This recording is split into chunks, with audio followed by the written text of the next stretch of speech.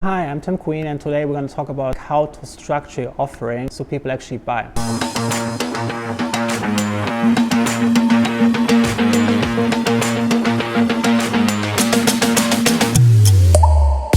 Someone I know recently asked me if I could help them promote one of the product offerings, which was like a $5,000 course, if I could share this on social media.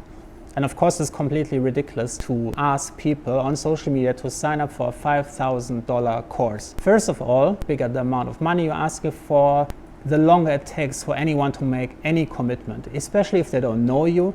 Even if you ask for something like small, like $100, you're gonna get a lot of resistance. It's not big risk, but the money might be gone, they might not get the value they were looking for. So you never start out asking people for a large amount of money. In whatever you do, you want to get people to have a small commitment first, something to test the water. This can be something that you're giving away for free. For example, you might have some content on your social media platforms. You might publish articles on your website. You might publish videos on YouTube. This is a small taster. People can get a feel for you. They can understand. They can see if that what you're talking about actually makes sense, if they trust you, if you have a track record of providing actually some stuff that works.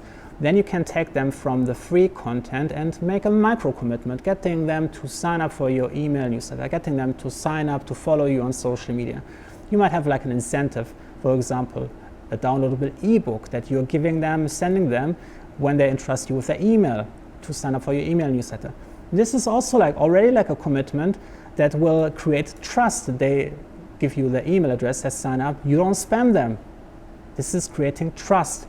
And over time, if you continue to provide value on your social media accounts and on your email, they will feel more trust or enough trust to make a small financial commitment. And what you can do, no matter what business you're in, there's always a way to have a small business offer, which is like something between like $0 and $10 at about, where you can ask someone to buy something at this small price. The thing is, most people can afford something like below $10. And if someone is willing to take the risk, this is overcoming the most important decision every buyer's life cycle. It's the first purchase. The first time someone takes out their credit card to make a purchase, it's the hardest decision in any business for any person. This is the ultimate proof of trust. Someone is trusting you with their money, even if it's just like $10. It's still a difficult task. So by creating something for a really small price point, you're making this easy. It's not everyone's going to buy, but some people are going to buy.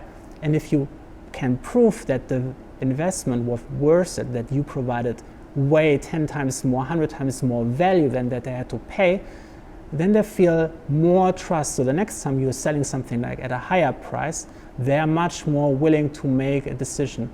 You're getting more in total revenue if you ask people to buy something for 10 and then asking just the people who bought something for 10 to buy something for 100, then asking everyone to go straight from 0 to 100. You will make way more money by having this additional intermediate step, going from 0 to 10, from 10 to 100. And then from 100, the sky is the limit. You can have 500, 1,000, whatever your business is, whatever the value proposition is, but you want to go along the lines. You don't just go to someone, let's say this was dating. You don't just walk to a random person on the street and you ask them to marry you. That's not how it works. You have to take baby steps. You have to get someone who is on the street, who doesn't know you, might be a crazy person, to make a small commitment that isn't that risky. That might be getting someone's email address or someone's social media account, or just having a coffee. Or if you're just having like an email address, you might email a couple of times back and forth. Then someone is willing to take the next step. They're giving you the phone number. You're having a first few conversations. And then when you have the phone number, they might be willing after a couple of times to meet you for coffee. And then one thing can lead to another. You don't want to jump the gun. You don't want to skip the queue. You have to build this up and baby step, one step at a time, to warm people up, to build the trust slowly, organically, naturally, so to get the results you want. So let me know in the comments, what do you think is the best way to warm up a customer, to create this initial trust, to make sure that you can actually sell something like at a really high price point? What is your experience? Let me know in the comments below, and make sure you hit subscribe and turn the notification bell on to get email updates the next time I'm publishing a video about marketing strategies and tactics.